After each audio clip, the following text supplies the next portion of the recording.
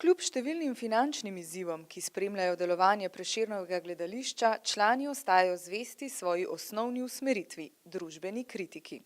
To pa ne pomeni, da so predstave, kako bi rekla, deklarativne, pamfletistične, da v bistvu tako rekoč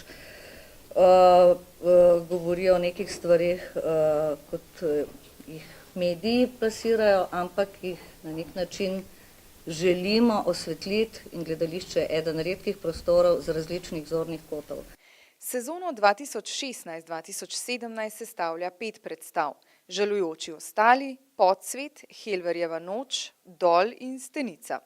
Tudi letos imamo 5 zanimivih režiserjev, da je prvič pri nas, prvič v Sloveniji dela sedaj Žalujoče ostale Igor Vuktorbica iz Beograda, mlad režiser sicer, ampak zelo odmeven, že dobil kar nekaj nagrad, tudi diplomiral iz pokojnika, Nušičevega pokojnika, predstava, ki je bila zelo uspešna.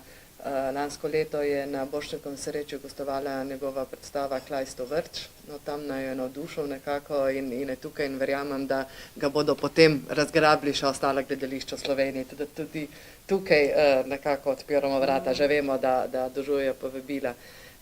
Potem je Dušan Jovanovič, ki letos delamo tudi 4 koprodukcije.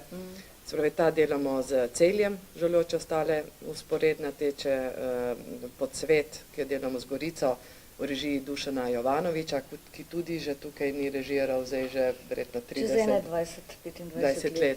4 predstave bodo nastale v koprodukciji, saj kljub temu, da Ministrstvo za kulturo Prešernovemu gledališču podeljuje vrhunski umetniški status, ne prejemajo večje finančne podpore. Mi se res borimo, bom rekel, da smo spraskali že vse rezerve in da verjetno bomo naslednje leto, če ne bo šlo drugače, se morali mi o prizoritvi odpovedati. Pač to leto rušujemo 4 koprodukcijami, naslednje leto ne vem, če bo niti to možno, tako da če bo šlo tako naprej, bomo čez par let pristali pri 3.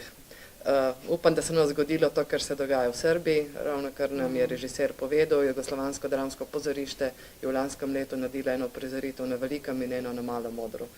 Jaz upam, da ne bo prišlo do tega v Sloveniji. No.